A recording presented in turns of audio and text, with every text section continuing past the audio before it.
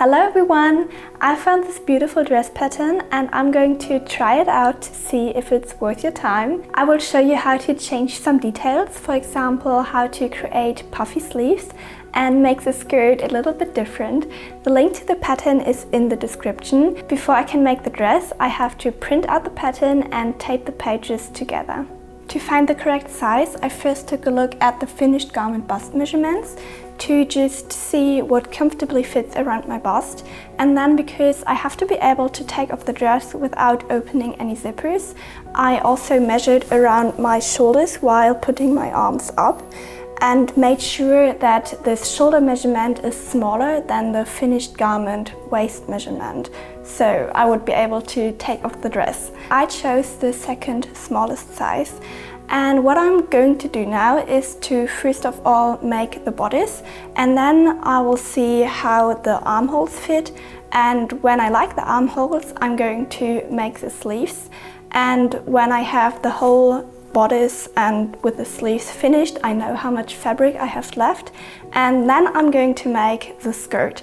So right now I'm only going to cut out the bodice from the pattern and also the fabric. The fabric I'm using is a linen and viscose blend, so 80% linen and 20% viscose, and I bought 3 meters of it, and I would recommend to use a fabric with a similar thickness to linen, so not too thick but also not as thin as only viscose, because then the dress falls very differently. I now have the front and the back piece, and the pattern comes with 2 different front pieces, one with and one without darts, and I chose the one with darts, so I also marked them on the front piece. And now I can assemble the bodice. So I winded up some bobbin and marked the 1/2 inch seam allowance on the sewing machine. Then I pinned the darts in place and sewed them from the raw edge towards the dart point. Then I just tied the ends into knots and pressed the dart down. On the back piece I decided to cut the keyhole round because I will create ties instead of a button. I wanted to finish the keyhole with bias tape, so I cut some strips on the bias and pressed them. Then I pinned it on the keyhole and sewed in the fold of the bias tape. Next I folded it over and top stitched it from the right side, catching the fabric underneath. Lastly, I put front and back together, closed up the shoulder seams and pressed the seam. I just tried the top on just by pinning the side seams together, and it's fitting pretty well. I was a bit scared that it would be way too loose, but it's just a little bit too loose, so there are some changes I want to make. For example, I want to make the waist a little bit higher, also maybe want to take in the sides a little, but I'm not really sure about that yet because I have to test whether I'm able to take it on and off. And I'm also considering to take in the shoulder a little, but I have to see how it looks with the sleeves. But what I'm sure about is that I want to lower the neckline a little because it's kind of a weird square, so I'm just gonna make it a bit more rounded. First, I cut the neckline 1.5 centimeters lower. Then I created some longer pieces of bias tape and finished the neckline just like the keyhole, but leaving long ends. So I pinned it, sewed it, pinned it and sewed it, and I really took my time with top stitching because the seam is very noticeable, and if it looks bad, it's gonna give the vibe of this dress is poorly made. This is how the bodice looks right now, and I decided to sew the side seams with a 1 inch seam allowance to see how it looks a little bit tighter. And while trying the top on, I decided how much I want to cut off. I shortened the shoulder 1 centimeter, the back 2 centimeters, the whole bottom edge 3.5 centimeters, and the sides are going to stay this tight. All of this trimming basically resulted in making the bodice 1 size smaller, so I could have picked the smaller size right from the start, but I think it's better to choose a bigger size and make it smaller afterwards, especially if you're not doing a mock-up, because you cannot make it bigger afterwards. but the bodice is fitting really well right now.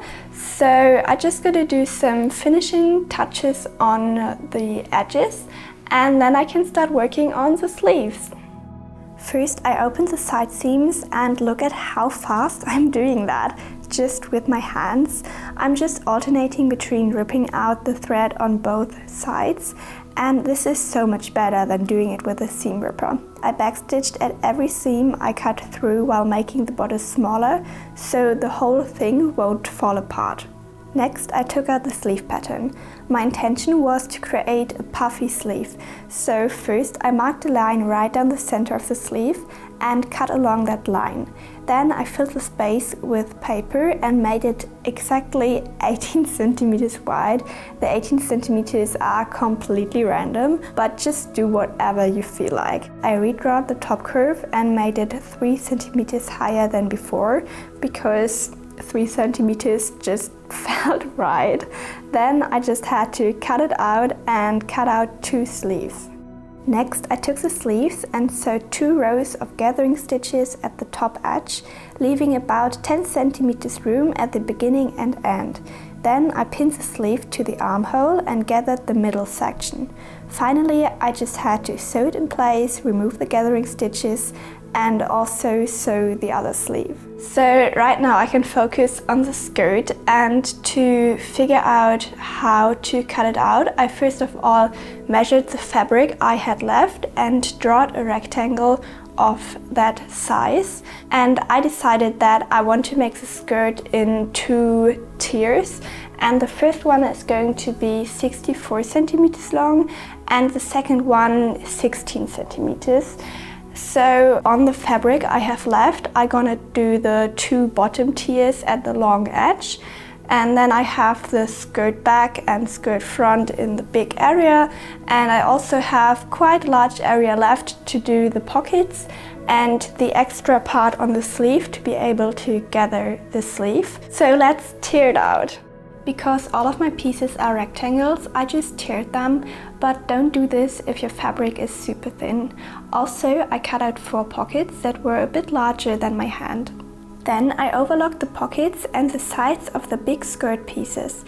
Next, I pinned the pockets on the side seam 13.5 centimeters from the top edge. It then looked like this.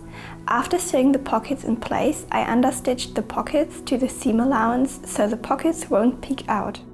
The 4 pocket pieces are attached to the skirt and it's looking very nice, but I'm very tired right now, so I'm gonna call it a day and continue working tomorrow. It's a new day and I am super excited to get starting on the skirt. It is basically a lot of gathering, so let's go. First, I put a safety pin in the center of every top edge. Then I sewed 2 rows of gathering stitches on all 4 top edges. Next, the goal was to put the bottom tier to the top tier and the top tier to the bodice. So I pinned them together with a safety pin to the center of the other piece, gathered until it was the correct size, sewed it in place, took out the gathering stitches and overlocked it. And this is before and after overlocking, so definitely worth it. Ta-da! So far, I'm in love with this dress. It's giving very foresty vibes. I think this is such a beautiful green. The only thing I don't really like is how loose the waist is, and my plan for that is to make 2 little loopies and put them in the side seams so I can tie a ribbon around the waist, and then it's just a bit more cinched in, and I think that will make it look great. So now I have to make the sleeves, and I don't really know how to do that because on one hand I want to work on them while they are lying down flat, but I also want to sew them into a loop so I can attach the elastic. Yeah, I'm gonna figure that out. I decided to close up the side seams first. I put the loop right above the waist seam. On the pocket, I first sewed up, then down and all the way around, creating an opening. On the 3 joints, I paid some extra special attention to line them up perfectly. I just wanted to close up the second side seam, and I already started sewing at the bottom, but then I realized that the pockets absolutely do not line up. Like it's not just a few millimeters, it's like almost 2 centimeters wrong. And I don't know how that happened, but I think I cannot leave it like this, so I have to redo at least one of the pockets. So I'm just gonna check on the other side how high they are, and then I know which one I did wrong, and then I have to redo it. I compared the pockets and this one was obviously too low, so I removed it and attached it again. I definitely did the correct color choice when choosing my thread, because I almost can't see it. I'm always unsure whether I'm unpicking fabric or thread, and I'm really scared to make a hole in this fabric. Next, I hemmed the bottom edge. First, I used my overlock to cut off all the fuzziness, not actually overlocking because it would be visible in the end, and then created the hem with a rolled hem foot. I am very surprised how well this rolled hem foot is working, because in my memory it's always been very hard to work with and the results were looking very bad, but this is actually looking pretty good, and it's making me wonder what I did wrong in the past. And I think one big factor is definitely that I have a lot more experience, but also I think I'm pulling a lot less on the fabric, like not pulling it in all directions but just guiding it through. And I think it's also that I'm making a completely straight hem along the grain line, because I remember trying to make a rolled hem on a circle skirt, and because of the curve it's really hard to just guide the fabric through, and that's why I've been pulling so much on it. But I'm very happy that it's working so well right now, because then I can keep it in mind if I have another straight hem, that I can just use it and don't have to press the whole hem. I'm very unsure right now what to do about the sleeves, because I definitely want to put an elastic in there, but I'm considering to put it at the bottom edge and then have the sleeve about like this. Or my other option is to put the elastic on this height and then have this ruffle like going out again. But I'm not sure what I want to do, and I'm also not sure whether they are still too long, but I'm also kind of scared to cut them off. So I don't know.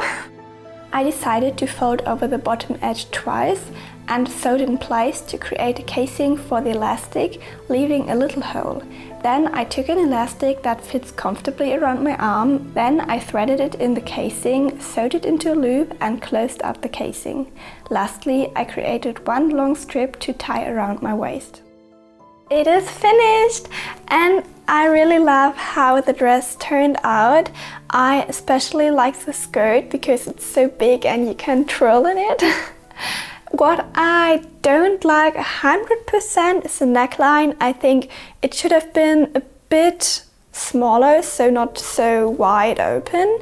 And what I also think is not so good about the pattern is that it was quite hard to figure out the size, because you're working with the finished garment measurements and I didn't really know how much room is enough.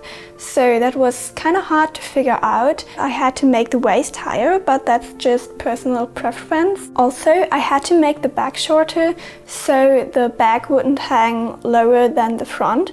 But other than that, I really liked to work with this pattern. It was really easy to construct. It just took quite a while to do. I expected it to be a bit faster, but that's also because I had lots of other things to do, so maybe it just felt a little longer than it actually was. But I definitely enjoyed making this dress. So right now, without further ado, let's have a look at the finished dress.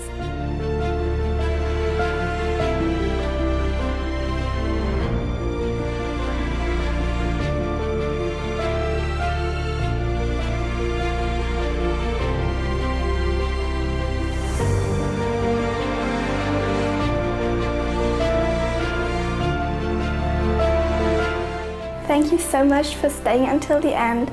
I hope you enjoyed watching the video, and if you're interested in free sewing patterns, go check out this video where I show you lots of free spring patterns. See you!